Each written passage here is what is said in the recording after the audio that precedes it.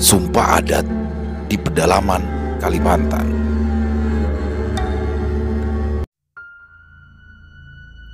Kisah yang teramat membekas ini terjadi sekitaran tahun 2001. Seingatku, waktu itu aku masih berusia sekitar 10 tahunan dan masih duduk di bangku kelas 4 SD. Saking membekasnya, kisah ini pun masih terbayang hingga aku dewasa dan telah berkeluarga. Sebuah peristiwa aneh, ganjil, sekaligus mengerikan hingga merenggut nyawa dan membuat gempar orang satu kampung. Tragedi merenggut nyawa ini bermula dari ulah seorang warga yang sangat angkuh dan juga begitu lancang hingga berani mengucapkan sebuah sumpah palsu di hadapan tetua adat. Waktu itu, aku tinggal di sebuah desa terpencil yang ada di pedalaman Kabupaten Sintang, Kalimantan Barat. Jumlah penduduk di sana teramat sedikit, hanya sekitar 40 kakak. Selain itu, jarak desa dari ibu kota kabupaten lumayan jauh. Melalui jalur darat, harus ditempuh sekitar 6 jam, itu pun jika cuaca cerah. Namun, jika hujan, bisa-bisa kita harus menginap di hutan lantaran permukaan jalan telah berubah menjadi bubur tanah liat. Jika harus melewati jalur sungai, bisa lebih gila lagi. Bisa belasan jam dengan menggunakan kapal bandong yang bak rumah berjalan di atas sungai.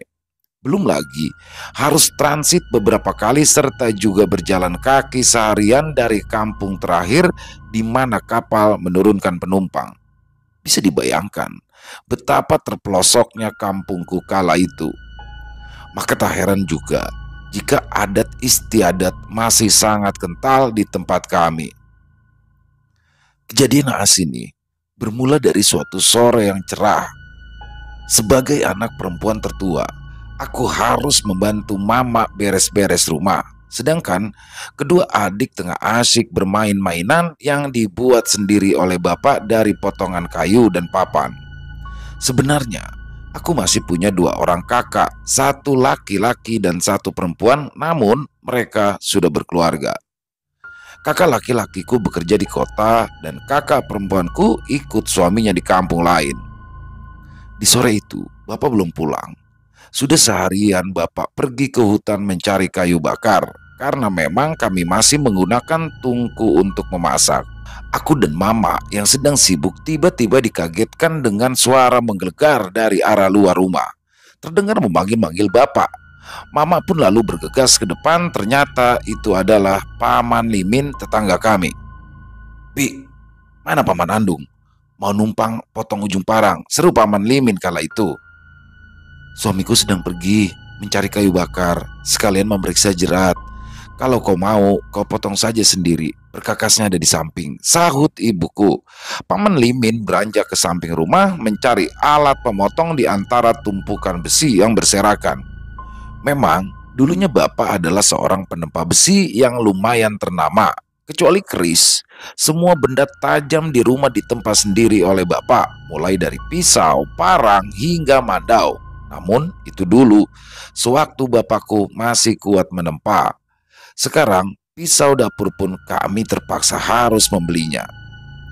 Dari dalam rumah, terdengar suara Paman Limin yang sedang membongkar alat kerja bapakku serta denting besi dipindah.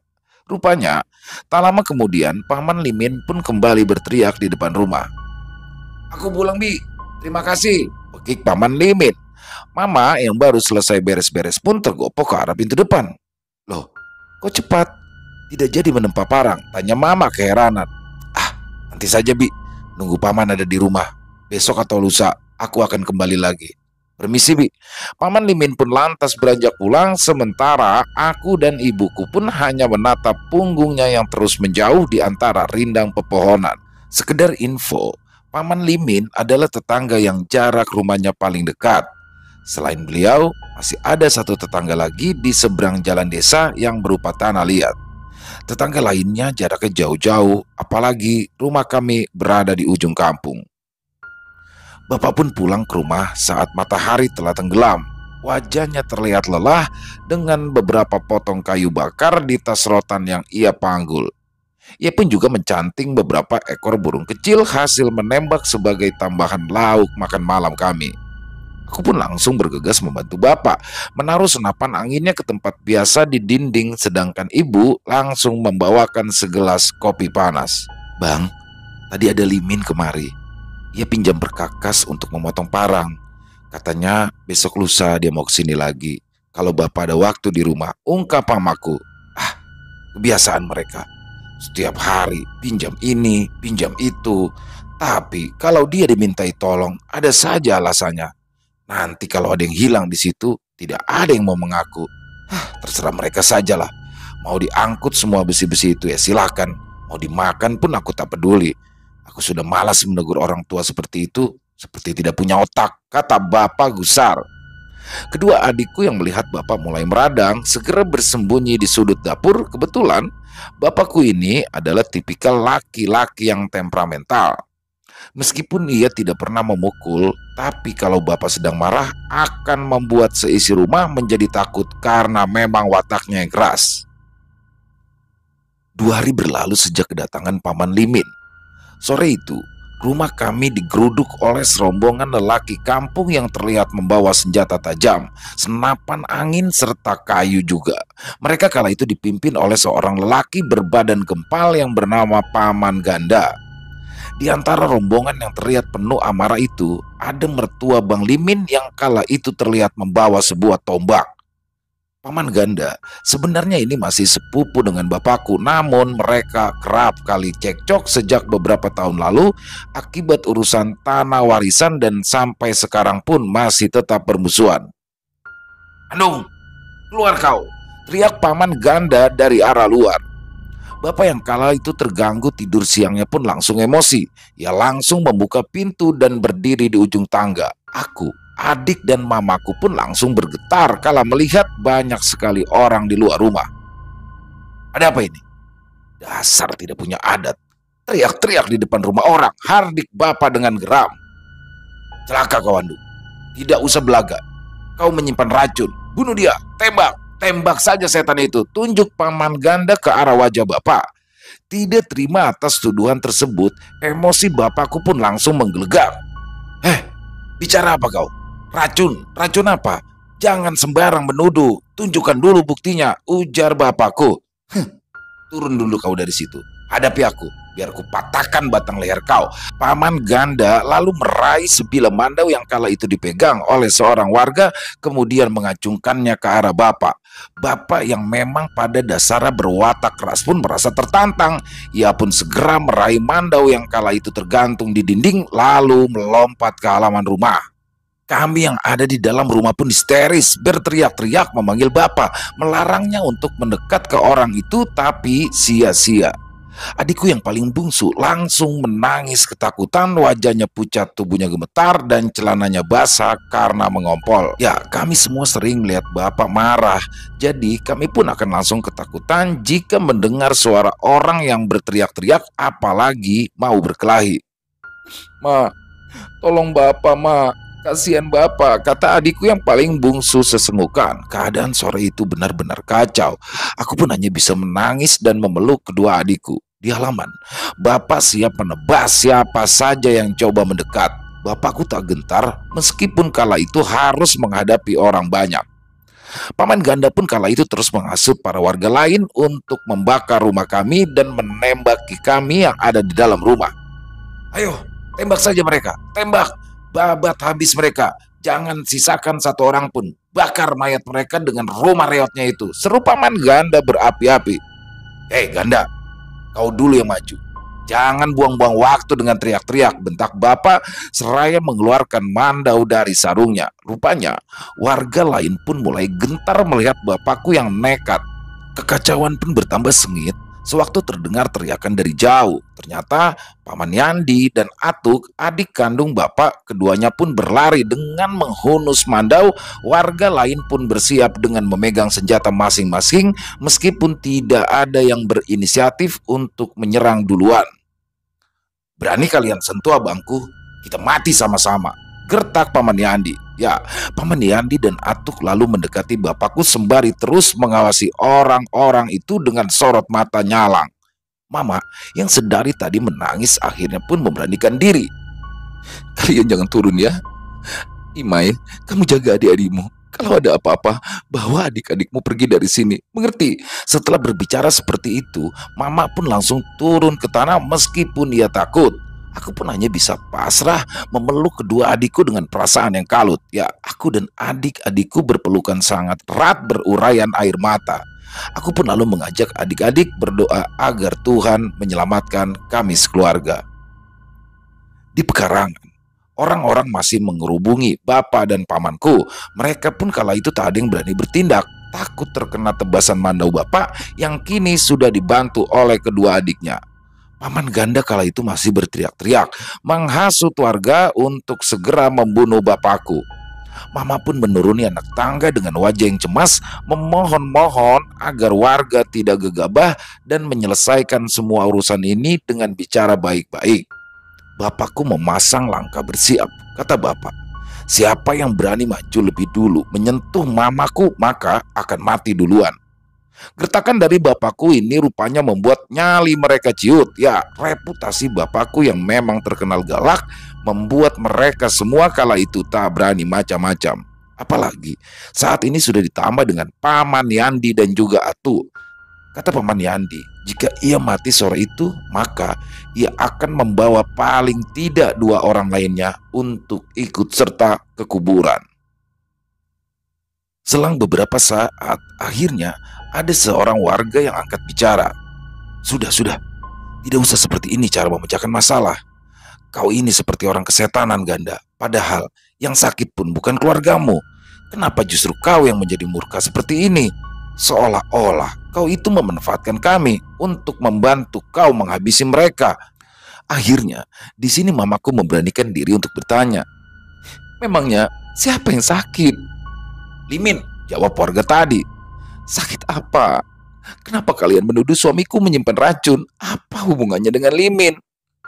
Kata Limin, sebelum dia sakit, dia datang ke sini untuk memotong parang. Sudah, kau jangan mengelak, Andung. Ini semua pasti ulahmu. Karena ulahmu, Limin sudah menjadi sakit. Potong Paman Ganda dengan nada kencang. Oh, rupanya kau ingin merasakan mandauku. Bapak yang terlanjur emosi hampir saja menebas Paman Ganda, tapi kala itu keburu ditahan oleh mamaku. Warga lainnya pun juga bergegas menahan Paman Ganda yang juga sudah mulai tersulut amarah. Setelah situasi agak reda, seorang warga pun menceritakan perihal apa yang telah terjadi dengan Paman Limin. Katanya, sepulangnya dari tempat kami, di malam harinya Paman Limin langsung mengalami demam, kemudian kakinya terasa sakit seolah seperti ada yang menyengat. Di keesokan paginya, kakinya membengkak, perutnya pun juga membengkak dan wajahnya membiru. Sudah 2 hari semenjak pulang dari rumah kami, Paman Limin muntah-muntah terus, bahkan ia tidak bisa lagi bangun dari tempat tidur seperti orang yang lumpuh. Sudah, kita lakukan saja sumpah adat. Kita lakukan ritual sumpah adat di hadapan tetua. Kita lihat, siapa yang berdusta nantinya, ia akan mati secepatnya. Bapakku menantang warga yang kala itu menuduh, menatap mereka satu persatu dengan sorot mata tajam. Mendengarkan ucapan bapak, warga pun mendadak ketakutan. Ekspresi mereka yang tadinya garang beringsut melemah dan berganti dengan raut kecemasan. Mereka saling tatap dengan raut wajah gelisah. Mereka berharap yang paling tualah yang meminta bapak untuk membatalkan niatnya. Andung, sabar dulu. Kita bicarakan baik-baik. Tidak perlu pakai sumpah-sumpah segala. Kita bicarakan dengan kepala dingin pada Limin dan keluarga. Dan kau Ganda, sebaiknya kau saat ini diam saja. Jangan justru memperkeruh keadaan. Lagi pula kau tak punya bukti, kata seorang yang paling tua di antara mereka. Paman Ganda yang merasa gengsi pun tentu saja menjawab tantangan bapak. Kau kira aku takut? Ayo, kapan saja mau sumpah, aku siap. Aku tunggu kau di hari sumpah itu. Kubunuh habis keluarga kau kalau kau sampai tak datang. Sentak Paman Ganda melotot pada bapak. Setelah itu, Paman Ganda meludah ke arah tanah lalu berbalik diiringi warga lain yang lanjut membubarkan diri. Mamaku langsung terduduk lemas, menyadari sumpah mayat terlanjur terucap. "Hati-hati kau Ganda, kalau tak ingin merasakan besiku," teriak Paman Yandi dengan mata melotot. "Ya Tuhan, tak ada habis-habisnya masalah datang ke keluargaku," ucap mamaku getir memeluk kaki bapakku dengan air mata berlinang. Raut sedih, bingung, dan takut bercampur menjadi satu. Aku dan kedua adikku kala itu hanya bisa melihat mama dan bapakku dari balik pintu. Kami hanya terisak tanpa bisa berkata-kata lagi. Setelah memastikan orang-orang itu pergi, bapak pun lalu memapa mamaku naik ke dalam rumah. "Ma, aku takut." Kedua adikku berhamburan memeluk mamaku. "Tidak, tidak apa-apa nak. Tuhan akan lindungi kita. Berdoa ya nak.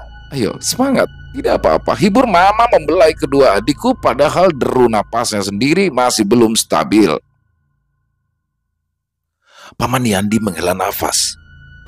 Hampir saja. Ia pun menenggak segelas air putih yang ada di dapur dengan cepat. Kulihat tangannya yang kala itu masih memegang mandau bergetar. Sementara Paman Atu menenangkan aku dan adikku yang masih menangis. "Sial si Ganda. Sudah ia curi tanahmu, sekarang ia menghasut orang untuk membunuhmu. Seharusnya kau biarkan aku dahulu menebas lehernya," sungut Paman Yandi gusar. Memang Bapak dan Paman Ganda sudah bermusuhan sejak beberapa tahun lalu. Aku sendiri tidak tahu bagaimana persisnya, kalau tidak salah masalah tanah warisan. Paman Yandi yang masih marah-marah tak jelas, sementara bapakku menghisap rokok untuk menghilangkan gugupnya. Ya, keluarga bapak memang orang yang mudah emosi, termasuk Paman Ganda yang memang masih sepupu. Istilah zaman sekarang mungkin sumbu pendek. Sifat pemarah itu mungkin karena faktor ekonomi yang sulit, juga pendidikan yang rendah. Di antara mereka hanyalah Paman Atuk yang terlihat agak kalem. "Sebenarnya apa yang terjadi bang?" tanya Paman Atuk yang kini mulai menggendong adikku yang paling bungsu.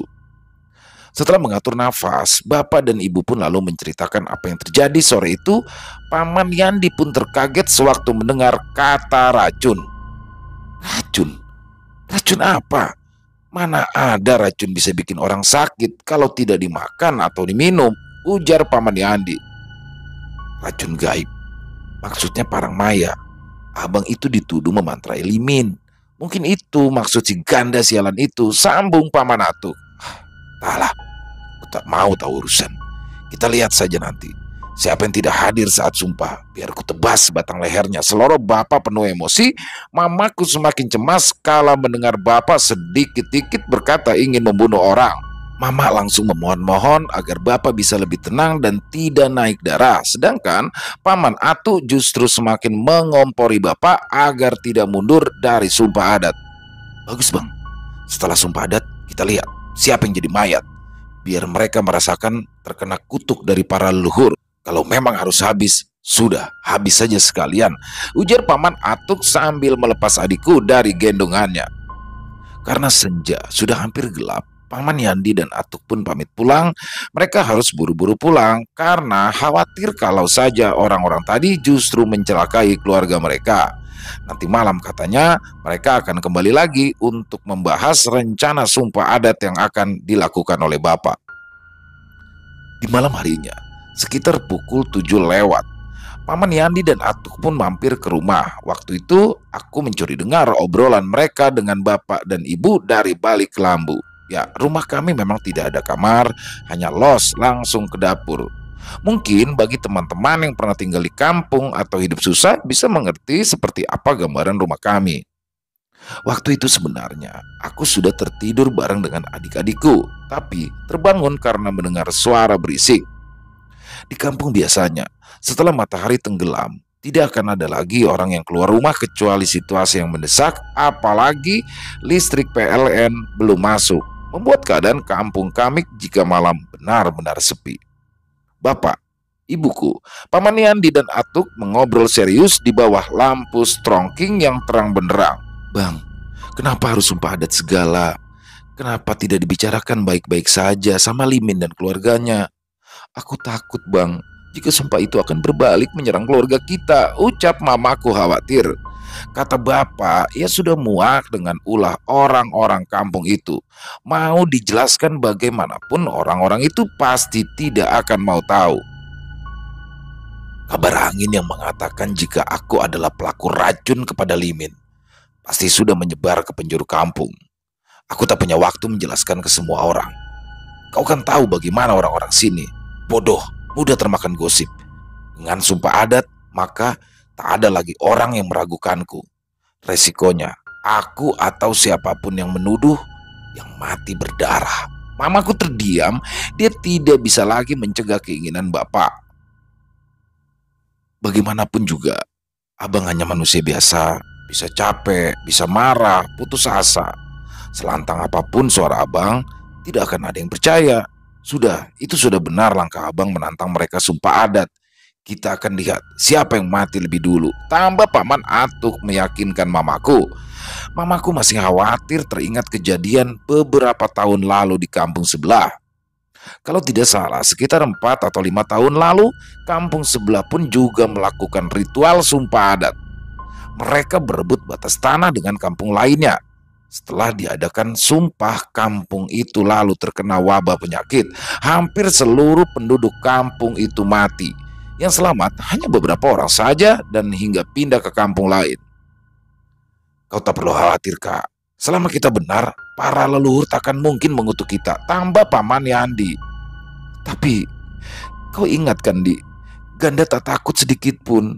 Ia yakin bahwa ia yang benar. Malah ia balik menantang. Itulah yang membuatku khawatir. Sepertinya ia sudah menyiapkan sesuatu sebelum sumpah nanti dilaksanakan. Bapak, Paman Yandi dan Atuk saling pandang. Perkataan mamaku barusan membuat mereka jadi berpikir.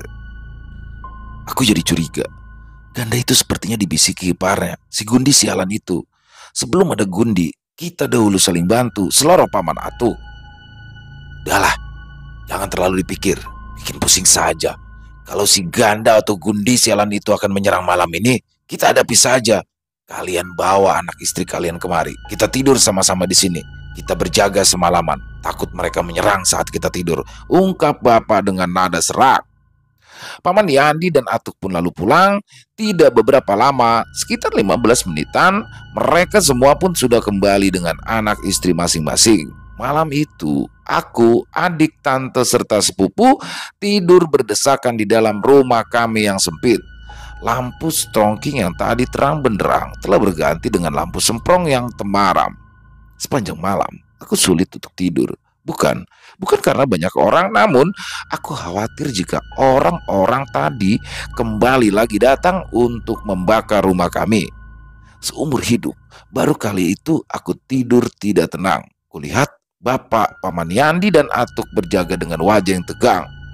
Mereka semua memegang mandau, tombak, sumpit beracun, juga senapan dum-duman. Di luar rumah, suara hewan malam lantang bersahutan bertindihan dengan bunyi atap seng yang tertiup hembusan angin malam. Aku menahan nafas saat Bapak tiba-tiba mematikan semua lampu. Ada cahaya temaram dari arah luar yang masuk melalui celah-celah dinding. Gundi, ngapain dia malam-malam ke tempat kita? Bisik Bapak sambil mengintip di lubang pintu. Di sebelahnya, Paman Atuk telah bersiap membidikan senapan dum-duman. Di keesokan harinya, pagi-pagi sekali Bapak dan Paman Yandi bersiap berangkat ke kampung sebelah demi mencari manang atau semacam dukun. Mamaku tanpa khawatir melepas kepergian Bapak dan Pamanku, takut jika mereka nanti berkelahi di jalan, apalagi mereka berdua mengikat pandau di pinggangnya. Sebenarnya adalah hal lumrah bagi orang Dayak di kampung-kampung membawa mandau jika bepergian jauh ataupun ke kebun.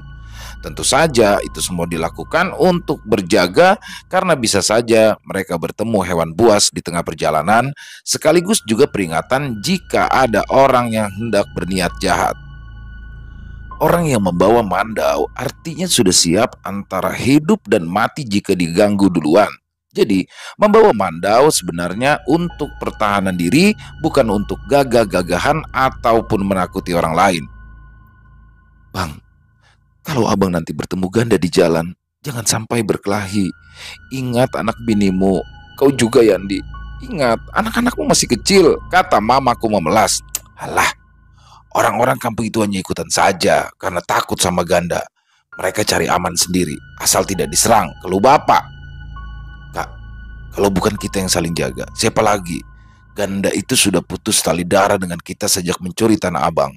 Semakin kita mengalah, semakin dia menjara. Kali ini kita tidak boleh diam seperti dulu, tegas Paman Yandi.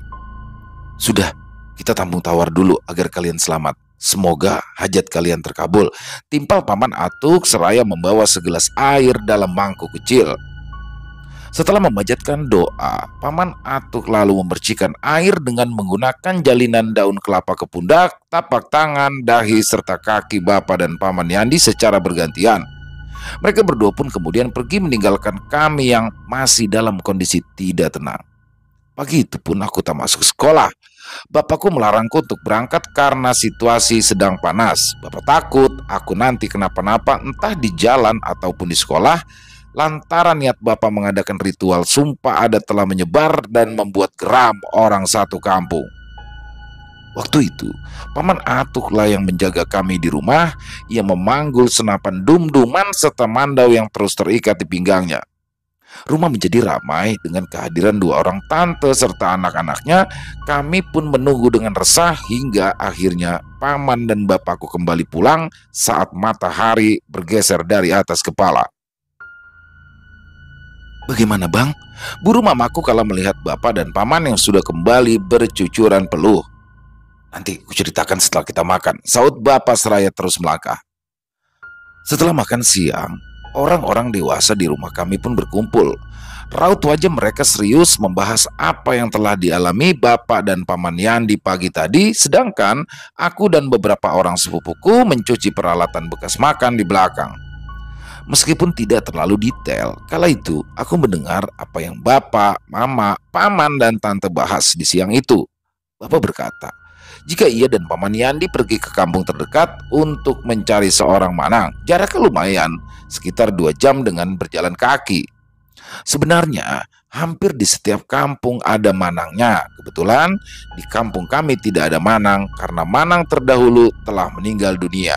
Dan anak cucunya tidak ada yang mau meneruskan karena memang sangat ribet berurusan dengan alam sebelah. Bapak dan Paman Yandi pun bertemu dengan kakek Uban, seorang manang yang sudah berusia sangat tua di kampung sebelah. Kata Bapak, kakek Uban setuju untuk memimpin ritual sumpah di mana beberapa syarat harus dipenuhi Bapak. Kata manang tadi, ritual sumpah akan dilakukan seminggu lagi, sedangkan syaratnya kita harus menyiapkan berupa babi muda dan ayam kampung putih. Sedangkan beliau nantinya akan mempersiapkan beras kuning yang dibacakan doa-doa untuk memanggil arwah, para leluhur, dan makhluk-makhluk penghuni hutan. Lanjut Bapakku. Sepulangnya dari kampung sebelah, ia dan Paman Yandi pun langsung menemui kepala desa. Kades pun dengan terpaksa setuju diadakan sumpah adat, mungkin karena takut dianggap berpihak kepada Paman Ganda. Sore nanti kita semua disuruh berkumpul di balai desa. Semua orang dewasa, laki-laki dan perempuan wajib hadir. Pak Kades akan menggelar rapat terkait persiapan sumpah adat minggu depan. Jelas Bapak. Sore hari itu, aku, adik dan para sepupu pun menunggu di rumah. Bapak, Mama, Paman, dan Tante berangkat ke balai desa untuk menghadiri pakat. Mereka kembali 2 jam kemudian saat hari kala itu sudah hampir gelap. Setelah itu Paman, Tante, serta sepupu pun pulang ke rumah masing-masing. Aku tak tahu apa yang terjadi sore itu hingga keesokan pagi. Mama bercerita setelah Bapakku berangkat ke ladang. Mama bilang, sore kemarin suasana di balai desa sangatlah panas. Orang-orang kampung emosi karena Bapak dianggap lancang telah mengusulkan sumpah adat. Bapak dan pamanmu sangat geram sore kemarin. Orang-orang kampung itu telah menuduh bapakmu memberikan racun pada Limin, tapi mendadak pengecut saat ditantang sumpah. Kata bapakmu, kalau warga kampung tak ada yang mau diadakan sumpah, itu artinya merekalah yang telah berbohong dan menyebar fitnah. Mamaku bilang sore itu warga terbelah 2, ada yang setuju dan ada juga yang menolak.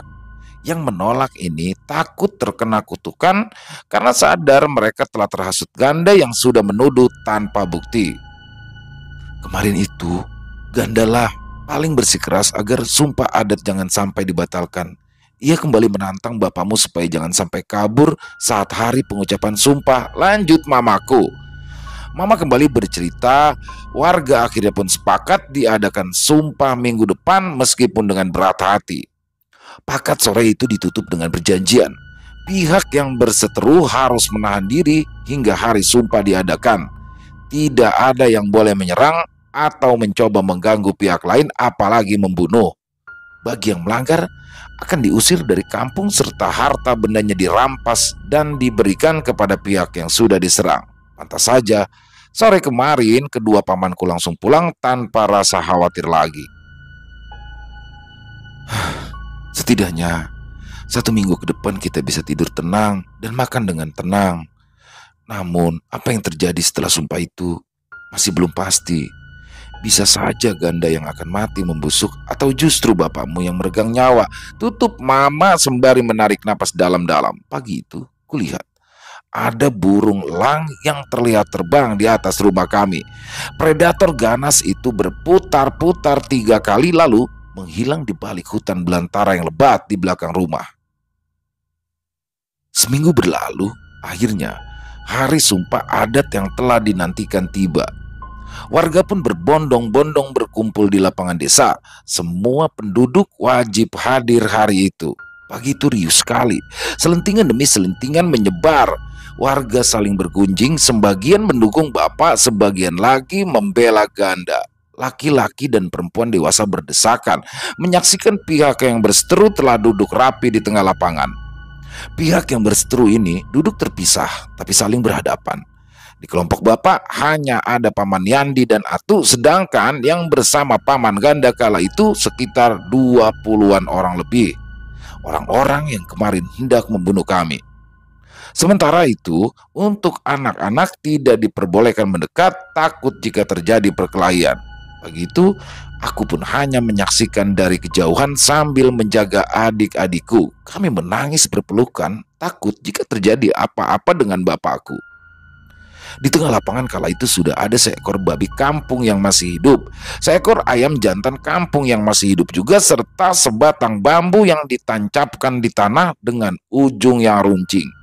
Setelah itu, juga ada beberapa lembar daun sawang yang telah dicoret putih menggunakan kapur sirih. Lalu di tengah pihak berseteru terlihat baskom besar yang diisi penuh dengan air. Mungkin disitulah beras dan kunyit disatukan.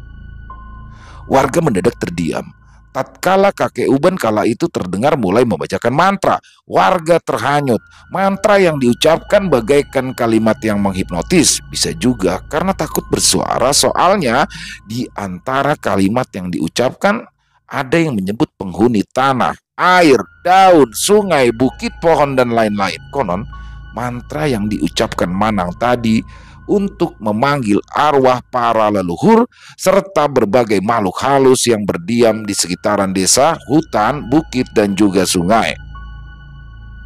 Mereka semua sengaja dipanggil untuk mengenali wajah orang-orang yang ikut mengucap sumpah.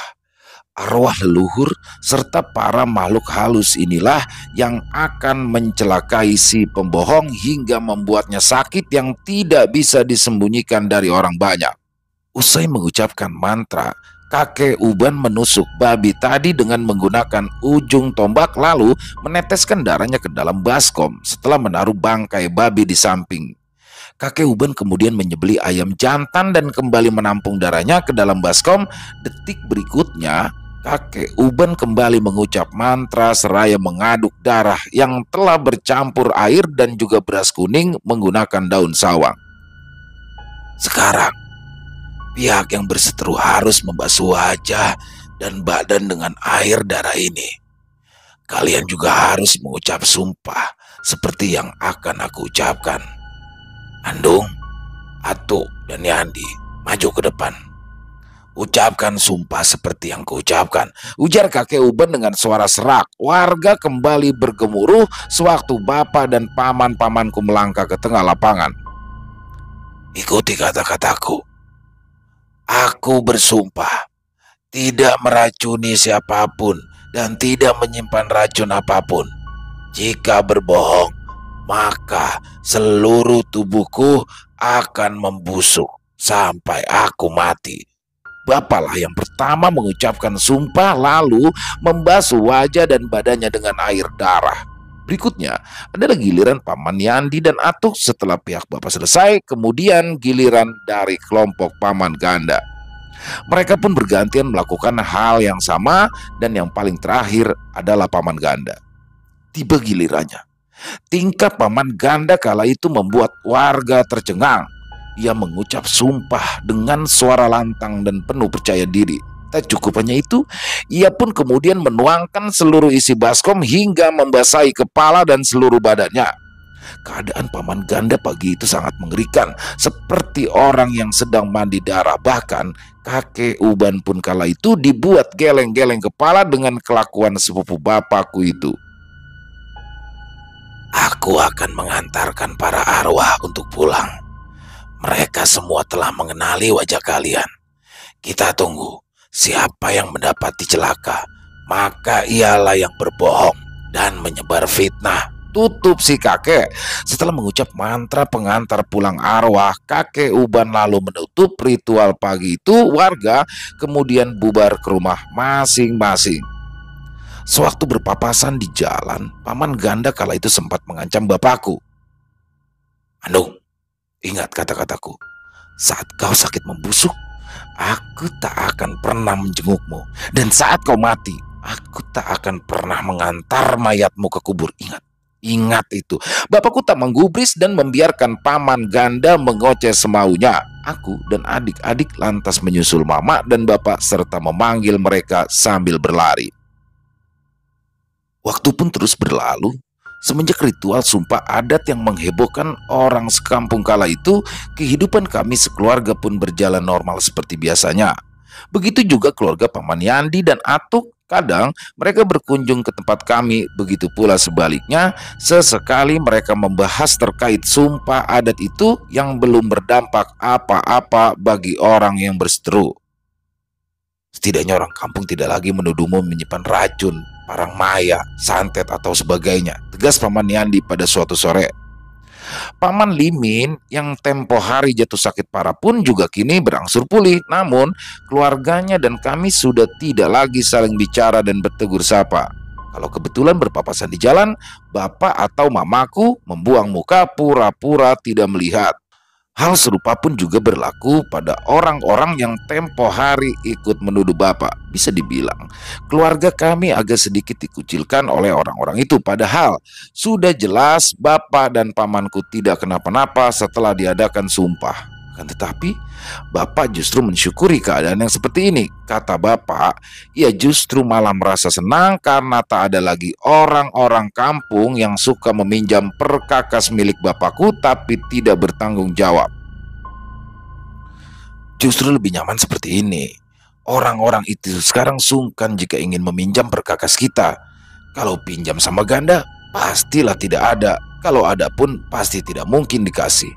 Cap bapak pada mamaku 5 atau 6 minggu sejak ritual sumpah adat. Ceritanya kala itu aku sedang bermain-main di sekitaran lapangan voli. Kala itu hari sudah sore, sekitar jam 4. Saat itu aku sedang mencabut-cabut resam di pinggiran jalan. Resam ini adalah sejenis pakis liar yang sering digunakan untuk mainan. Rencananya ini akan aku jadikan kalung mainan. Kebetulan tanah yang ditumbuhi resam ini adalah milik dari Paman Ganda. Tatkala sedang asik mencabut resam, kala itu aku pun dikagetkan dengan suara serak dari arah lapangan voli yang ada di belakangku. Ketika aku membalikkan badan, aku terkaget bukan main. Rasa-rasanya jantungku mau copot sore itu. Aku mau kabur tapi kakiku rasanya lemas, tak bisa digerakkan. Ternyata sumber suara itu adalah suara dari Paman Ganda. Hei, nyari apa di situ? Tanyanya sambil meringis. Paman, aku cari resam. Paman dari mana? Jawabku yang masih kaget. Namun aku yang tadi gemetar ketika bertemu dengan Paman Ganda langsung berubah menjadi kasihan. Ya, sepupu bapakku ini terlihat memprihatinkan. Badannya terlihat kurus dan wajahnya pucat. Ia terbatuk beberapa kali hingga mengeluarkan dahak bercampur darah. Selain itu, ia kini berjalan terpincang dengan menggunakan sebuah tongkat. Hati-hati, Daunnya tajam, nanti kulitmu terluka, tegurnya. Iya paman, sedikit saja. Paman dari mana? Oh, habis dari sana, cari pinang. Sudah, sebaiknya lekas pulang, sebentar lagi malam. Nanti bapak dan mama kau bingung mencari. Iya paman, ini juga mau pulang. Paman kenapa pakai tongkat? Sakit kaki.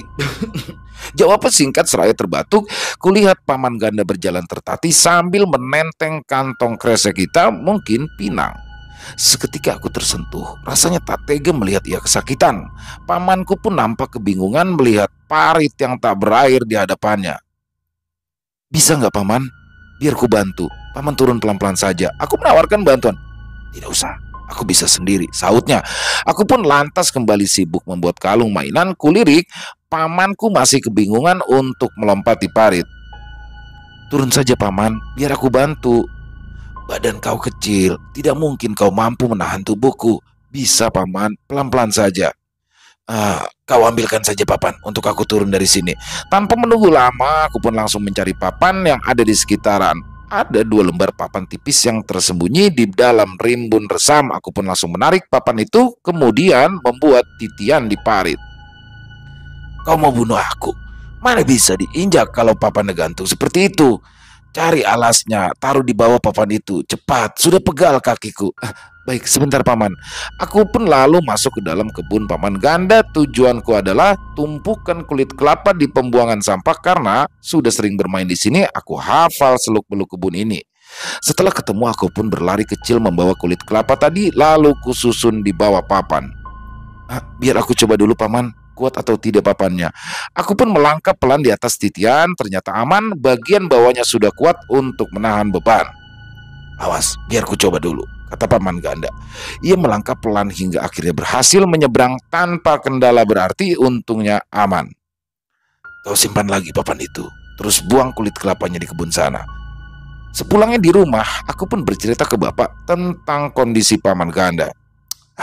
Mungkin cikungunya memang sedang musim, kata bapak sekenanya. Beberapa bulan pun berlalu, belum ada tanda-tanda warga yang menderita sakit karena dianggap termakan sumpah. Kalaupun ada, palingan hanya demam ataupun cikungunya. Bahkan keluarga kami pun juga sempat terjangkit cikungunya. Untungnya tak lama kemudian akhirnya sembuh. Warga di sini kembali bergunjing. Sumpah adat yang beberapa waktu lalu itu dilakukan dianggap hanya tahayul orang zaman dulu. Ya, hanya kebiasaan tak berguna yang seolah terlalu dibesar-besarkan. Warga di sini seolah-olah menantang arwah para leluhur yang dipanggil manang tak lebih dari omong kosong. Akan tetapi, memasuki bulan ke-7, barulah terjadi peristiwa yang sangat sulit diterima nalar. Pada suatu malam, kami sekeluarga kala itu sudah terlelap. Waktu itu sekitar pukul 10 malam. Aku yang sudah terbuai di alam mimpi pun harus terbangun karena mendengar suara gedoran yang sangat keras di pintu. Pintu itu dipukul-pukul sangat keras dari arah luar hingga seisi rumah seolah bergetar. Semua orang pun langsung terbangun dan saling pandang. Apalagi suara gedoran itu diiringi suara tangis yang meraung-raung. Adikku yang paling bungsu kala itu malah menangis karena ia mengira jika ada hantu yang sedang mengamuk. Ibu pun lalu bergegas menenangkan adikku, sementara bapak langsung meraih sebilah mandau yang terletak di dinding. Sewaktu pintu terbuka, bapak pun mengelus dada berkali-kali. Ternyata di hadapannya ada Tante Mira, istri dari paman ganda. Mira, ada apa malam-malam seperti ini? Tanya bapak keheranan kala melihat Tante Mira yang menangis. Tanpa diduga-duga, Tante Mira kala itu langsung bersujud memegangi kaki bapakku. Bahunya berguncang karena sesungukan dan air matanya tumpah. Bapak yang masih kebingungan pun langsung membawa tante masuk ke dalam rumah. Bapak kemudian menyuruhku untuk mengambilkan segelas air putih di dapur dan menyerahkannya kepada Tante Mira. Setelah meminum segelas penuh air putih tadi, rupanya Tante Mira tetap tidak bisa tenang. Ia justru tersungkur memegangi kaki bapak seraya terus menangis. Tolong aku, Andung. Ampuni suamiku. Bantu dia. Sembuhkan dia. Demi anak-anakku, rengek Tante Mira berurayan air mata. Bapak dan mamaku saling lirik, masih belum mengerti arah pembicaraan dari Tante Mira. Ceritakan dulu apa yang terjadi, kata bapak singkat. Tante Mira kembali duduk lalu menyeka air matanya. Ia menarik nafas dalam-dalam agar lebih tenang. Setelah dirasa mendingan, Tante Mira pun mulai menceritakan apa alasannya datang ke tempat kami. Katanya, Paman Ganda mengalami sakit parah sampai-sampai ia tak bisa bangun dari tidur. Sudah berminggu-minggu ia terbaring seperti orang lumpuh. Tolonglah sepupumu itu, Andung. Aku tahu ia banyak salah sama kamu, tapi hanya kamu yang bisa membantu. Aku minta maaf. Aku minta maaf atas perbuatannya padamu dan juga keluargamu, pinta Tante Mira dengan mata berkaca-kaca. Bapak pun menghela napas, merenung. Bagaimanapun juga, ia masih sakit hati atas ulah Paman Ganda. Bukan hanya karena difitnah, tapi juga Paman Ganda dulu telah mengambil sebidang tanah warisan bapak dan menyerahkannya pada orang lain. Kau tahu, sumpah adat itu bukan main-main. Kau lihat sendiri waktu itu, suamimu itu sangat lancang. Ia bahkan mandi dengan air darah itu. Bukannya aku tak mau membantu, tapi bisa jadi ia sudah terkena amarah dari leluhur, kata bapak selembut mungkin. Tante Mira masih terisak memelas pada bapakku. Tolong, demi anak-anakku, lakukanlah ritual tenong untuk suamiku. Kalau memang nantinya tidak ditemukan asal muasal penyakitnya, aku tidak akan memaksamu lagi. Tapi kali ini tolong, aku mohon. Awalnya bapak bersikuku menolak, tapi ujung-ujungnya luluh. Meskipun berwatak keras, ya bapak paling tidak tega jika ada anak kecil sampai menderita. Bagaimanapun, anak-anak dari Paman Gandi masih keponakan dari bapakku. Baiklah, demi anak-anakmu. Namun kalau tidak dapat jawaban dari tenong ini, kalian terpaksa harus berusaha sendiri, jawab bapak. Tante Mira mencium tangan bapak dan ibuku seraya tak henti-hentinya mengucapkan terima kasih. Sejurus kemudian, ia pun lalu melangkah pulang dengan sebuah senter di tangan. Bapak menatap getir ke arah pintu yang telah tertutup rapat kala itu. Entah kenapa Tante Mira meminta bapakku untuk melakukan tenong untuk Ganda, padahal hampir semua orang tua di kampung bisa melakukannya. Tenong adalah ritual singkat yang bertujuan untuk mencari tahu dari mana datangnya penyakit yang dialami pasien. Apakah penyakit itu dari makhluk halus, kiriman orang, atau penyakit medis biasa? Bisa dikatakan tenong ini semacam perawat, sedangkan manang adalah untuk orang yang ilmunya lebih tinggi atau semacam dokter. Mungkin karena Ganda telah berbuat jahat sama abang, makanya hanya abanglah yang dianggap layak melakukan ritual itu, ujar mamaku. Bapak tidak menyaut. Ia justru masuk ke dalam kelambu dan menyuruh aku dan adik-adik kembali tidur. Keesokan sore, sepulang dari ladang, bapak menyiapkan berbagai kebutuhan untuk ritual tenong. Syarat yang disiapkan tidak terlalu banyak, hanya beras kuning serta tali yang terbuat dari jalinan kulit kayu. Sedangkan orang yang diobati pun harus memberikan piring batu sebagai syarat. Proses ritualnya sendiri aku pun kurang tahu seperti apa. Sewaktu bapak keluar rumah, aku pun lalu bergegas ikut. Awalnya bapak menolak, takut nanti aku tertular penyakit yang diderita oleh Paman Ganda. Namun di sini aku pun beralasan jika aku mau manjat pohon mangga di kebun kami yang tidak jauh dari rumah Paman Ganda. Bapak pun akhirnya mengizinkan. Ingat, di kebun saja, jangan dekat-dekat dengan rumah Paman Ganda. Kita belum tahu penyakitnya apa. Bisa saja itu penyakit menular, tegas bapakku. Iya pak, aku hanya mau cari mangga, balasku. Aku pun lalu mengiringi bapak melintasi jalan desa yang masih berupa tanah merah. Di jalanan, kami pun berpapasan dengan Paman Yandi yang pulang membawa kayu bakar. Mengetahui maksud bapak, Paman Yandi pun di situ langsung melarang. Nada bicaranya pun meninggi karena ia memang masih marah atas ulah Ganda pada bapakku tempo hari. Namun ia lebih marah pada bapak yang mau-maunya justru kasihan dan menolong Ganda. Biarkan saja Ganda itu mati menderita, biar ia termakan sumpahnya sendiri. Ini kan salahnya sendiri yang sudah menuduh abang. Sekarang ia mendapatkan upahnya, sungut Paman Yandi mencak-mencak penuh emosi. Sudahlah, kita lupakan dulu masalah kemarin. Aku juga masih sakit hati, tapi aku tidak tega melihat anak-anaknya yang masih kecil-kecil. Bagaimanapun juga, mereka masih ponakanku. Abang ini terlalu gampang, kasihan bang. Tanahmu diambil juga abang mengalah saja. Kadang kita ini harus keras bang, supaya hidup kita tidak diremehkan orang. Sewaktu ia mau membunuhmu, apa ia memikirkan Imai dan adik-adiknya? Tidak kan? Bapak pun hanya diam.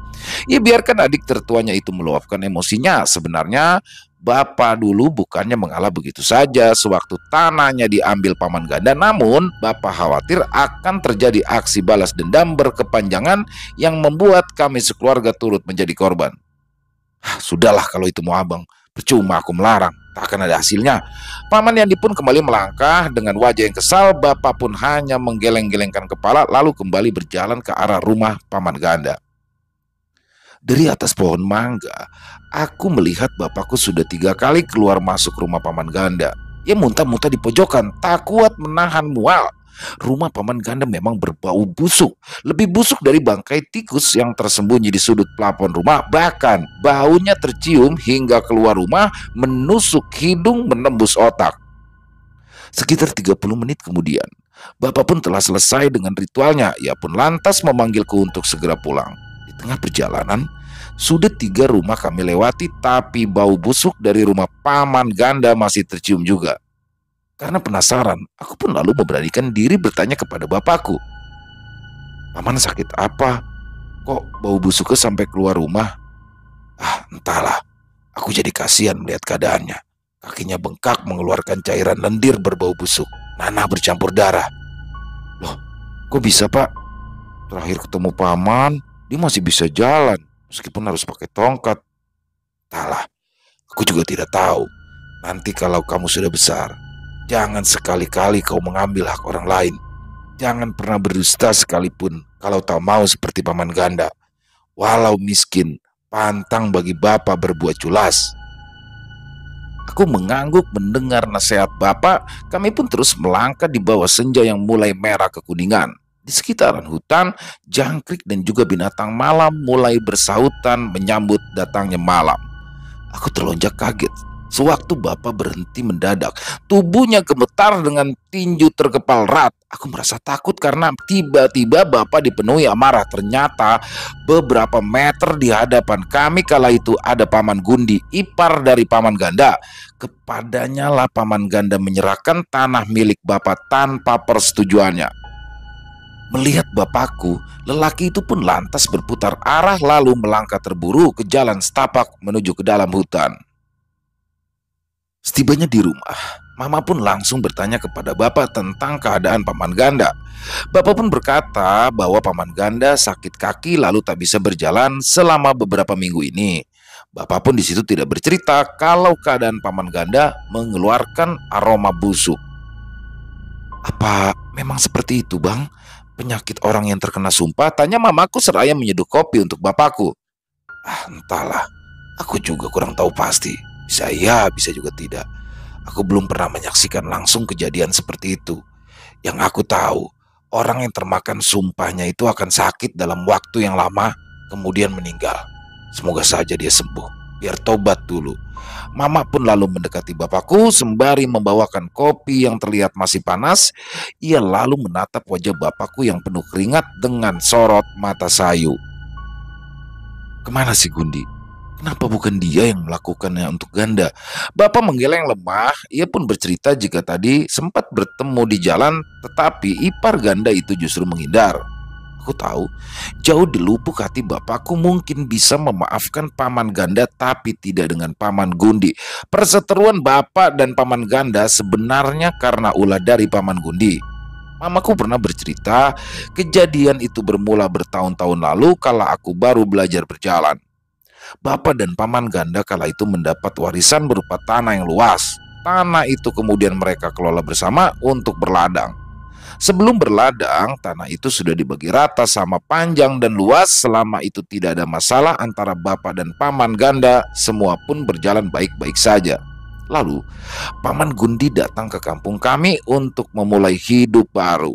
Kalau tidak salah, ia itu diusir dari kampungnya entah karena masalah apa. Ia pun di sini kemudian meminjam tanah ke paman ganda untuk membangun gubuk sebagai tempat tinggal sementara bersama istri dan juga anak-anaknya. Anaknya paman Guni ini banyak, 5 orang laki-laki dan 3 perempuan. Jadi total mereka dalam satu rumah ada 10 orang. Sebagai ipar tentu saja paman ganda dengan senang hati pun membantu. Yang jadi persoalan, paman ganda kala itu malah meminjamkan tanah milik bapak tanpa berunding. Sebagai bayaran, paman ganda mendapat radio tua dari paman Gundi. Di suatu siang, bapak kala itu ingin membersihkan tanah miliknya untuk menanam sawit. Bapak pun kaget bukan kepalang kala ia mendapati ada gubuk di atas tanahnya. Dan saat bapak mendekat, beliau pun semakin terheran karena yang keluar rumah kala itu adalah orang asing yang tidak ia kenal. "Ah, siapa kamu? Kenapa kau bangun gubuk di sini? Siapa yang kasih izin?" bentak bapak. "Tanah ini sudah kubeli dari ganda. Kalau tidak percaya, tanya saja langsung ke ganda," sahut paman Gundi. "Tanah ganda itu di sebelah sana. Ini tanahku. Kau jangan asal bikin pondok di tanah orang." "Aku tidak peduli. Yang jelas tanah ini sudah kubeli. Kalau kau keberatan, ya kau urus saja dengan ganda. Sudah, pergi kau dari sini," hardik paman Gundi. "Aku juga tidak peduli kau sudah bayar atau belum. Ini tanahku. Kau boleh pilih. Aku yang menghancurkan gubuk ini atau kau sendiri yang merubuhkan.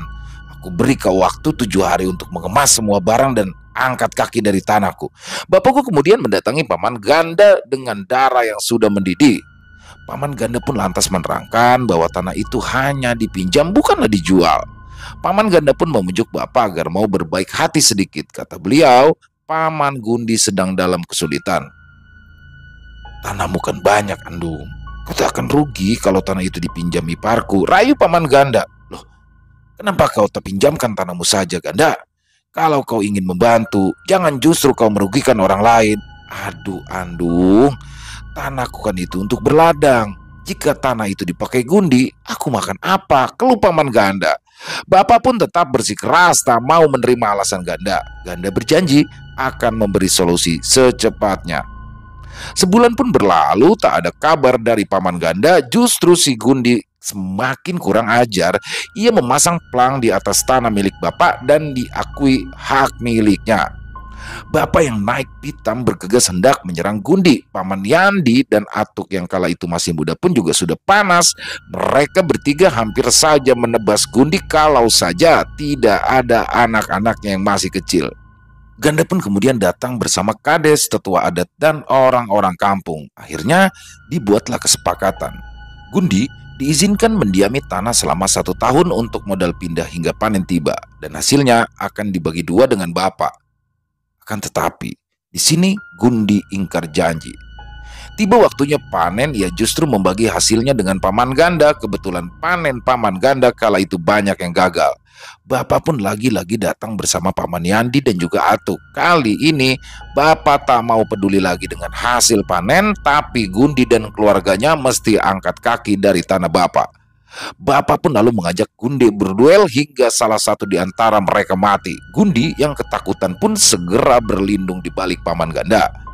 Ganda sekali lagi membela iparnya. Ia pun pasang badan dengan mandau di tangan. Hampir saja terjadi pertumpahan darah di tanah bapak hari itu.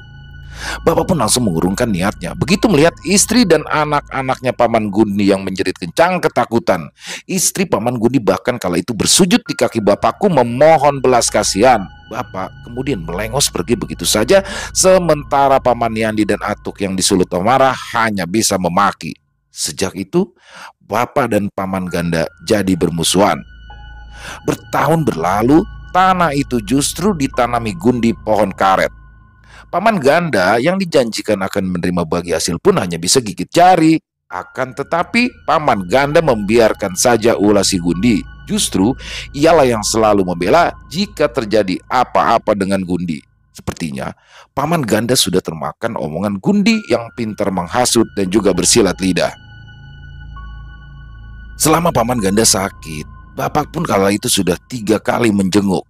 2 kali ditemani paman Atuk, sementara paman Yandi tak mau sama sekali menjenguk. Sudah berbulan-bulan sakit, tidak ada juga tanda-tanda kalau paman ganda akan membaik. Justru keadaannya bertambah parah. Aku dengar tentang keadaan paman dari mulut bapak. Suatu malam aku terbangun karena mendengar bapak dan mamaku masih berbincang di luar kelambu. Dari cahaya lampu semprong yang temaram, kulihat raut wajah bapak sangat sedih memikirkan nasib sepupunya itu. Kumaafkan dia. Tidak tega aku melihatnya seperti itu. Ia hanya bisa memutar kepala kalau diajak bicara. Mulutnya sulit terbuka. Tidak ada kalimat yang jelas yang ia ucapkan. Ujar bapak lemah. Bapak pun juga menjelaskan kalau nanah dan darah tidak lagi hanya keluar dari kaki, tapi seluruh lubang di tubuhnya. Darah bercampur nanah keluar dari telinga, hidung, mulut, kemaluan, bahkan anus. Aroma busuk menyebar bahkan hingga keluar rumah. Mira harus mengganti tikar tempat ganda terbaring 5 hingga 6 kali sehari. Dan yang memprihatinkan, daging di punggungnya itu mengelupas dan menempel di tikar itu. Kadang juga terlihat ada belatung di situ. Jika melihat keadaannya sekarang, menyesal. Menyesal aku menantangnya bersumpah adat waktu itu. Ucap bapak dengan mata yang mulai berkaca-kaca. Sudahlah bang, ini bukan salahmu.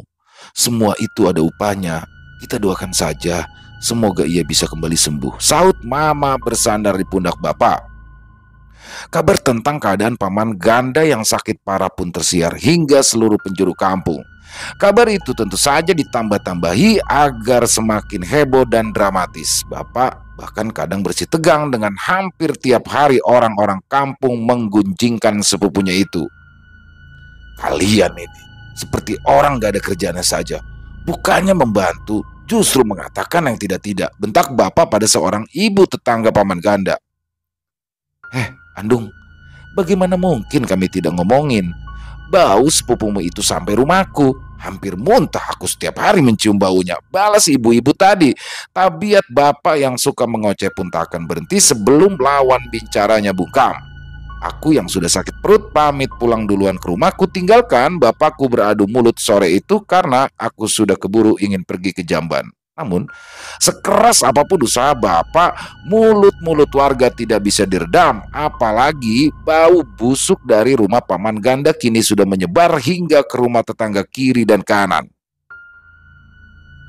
Dan yang membuat bapakku kesal adalah paman Limin yang dulu sudah dibela mati-matian oleh ganda pun tidak pernah menjenguk, sedangkan si Gundi selalu bersembunyi ke hutan apabila bapak atau paman Atu memintanya untuk menjenguk paman ganda.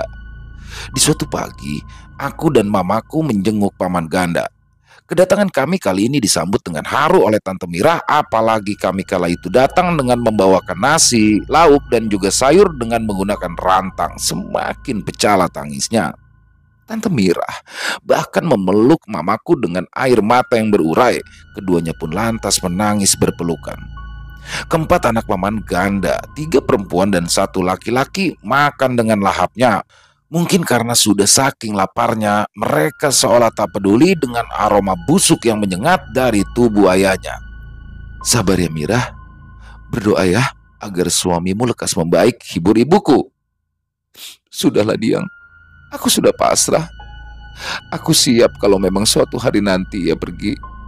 Aku sudah meminta tolong ke beberapa orang Manang, tapi tak ada satupun yang bersedia membantu. Jangankan menjenguk, mereka malah bilang, ini adalah karma yang harus diterima suamiku. Mau marah, tapi percuma. Tidak ada hakku untuk melarang mereka bicara buruk tentang suamiku.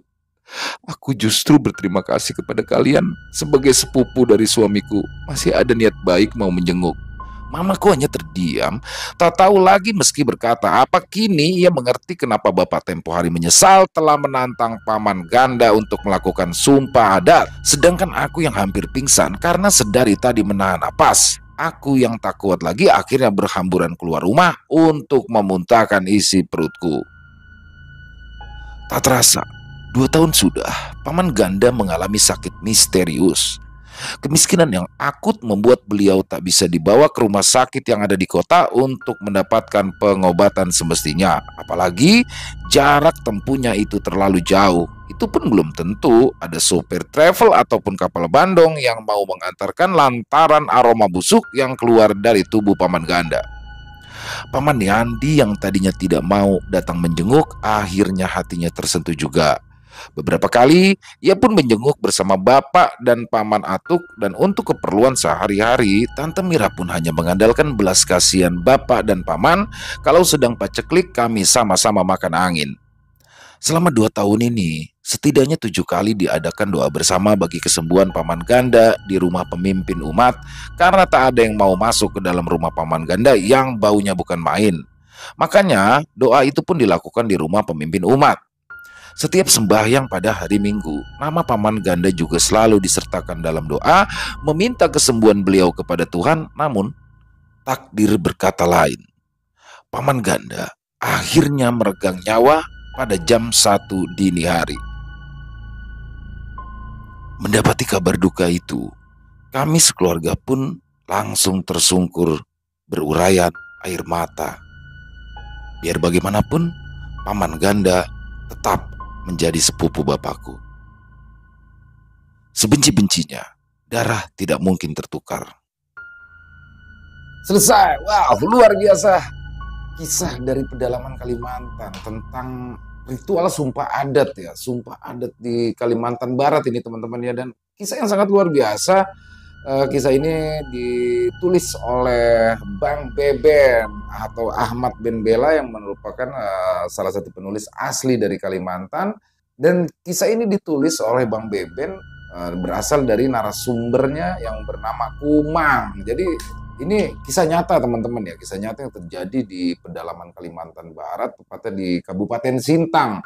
Dan pokoknya selain horornya dapat, jadi ini genrenya horornya lebih ke horor berbeda dengan horor yang biasa kita bawakan ya, karena memang di sini tidak ada penampakan dari makhluk halus, dari makhluk gaib, tapi dark banget ya, kayaknya terasa banget gitu loh. Feel-nya juga saya membawakannya karena memang ini diangkat dari kisah nyata, dan ritual sumpah adat ini nggak main-main teman-teman. Jadi ini untuk membuktikan siapa yang benar dan siapa yang salah, dan hingga akhirnya paman ganda pun mendapatkan ganjarannya. Tapi ya intinya dalam kisah ini ternyata masih belum selesai. Besok kita akan upload lagi untuk apa sih yang terjadi setelah kematian dari paman ganda itu. Tapi yang jelas di sesi ini adalah bahwa siapa yang sudah berani ya berbohong, dan apalagi berani mengikuti sumpah adat bahkan dengan suara lantang sampai bermandikan darah, luar biasa. Dan ini keren banget. Semoga kisah tadi bisa menghibur teman-teman sekalian ya, khususnya para penikmat pecinta horor, lebih khususnya lagi kepada para subscriber dari channel Ilo Bercerita. Dan silakan buat teman-teman mungkin yang punya komentar lain ya, bisa ditulis di dalam komentarnya ataupun sekedar saling menyapa. Insya Allah kami akan membalasnya satu persatu. Ya intinya sih katakanlah apa yang benar ya, hikmah baik yang bisa kita ambil dalam kisah tadi. Ya katakan saja apa yang benar dan nggak usah ikut-ikutan deh ya, nggak usah ikut-ikutan. Apalagi di sini kan apa ya, paman ganda ini memprovokasi orang-orang di sana untuk menyalahkan keluarga dari Andung ya, dari Pak Andung. Jadi itulah, orang mudah terprovokasi, gampang. Untuk di zaman, apalagi zaman seperti ini, jangan mudah diprovokasi. Kita harus lebih teliti lagi untuk mendengar info apapun itu. Jangan langsung mudah menilai atau menjudge, menghakimi seseorang itu salah atau benar. Mungkin ini sih ya hikmah yang bisa kita ambil dalam kisah barusan. Dan sekali lagi kami mengucapkan terima kasih sebesar-besarnya kepada seluruh teman-teman yang sudah setia hadir di konten-konten kami, yang sudah selalu mendukung kami ya, hingga kami bersemangat untuk mengupload konten di setiap harinya, untuk berkarya di setiap harinya, semuanya buat teman-teman. Dan silakan buat yang suka dengan video barusan bisa diklik tombol like-nya, tombol jempolnya, bisa di-share juga ya video tadi ke teman-temannya atau ke saudara-saudaranya agar yang lain juga ikut merasa terhibur.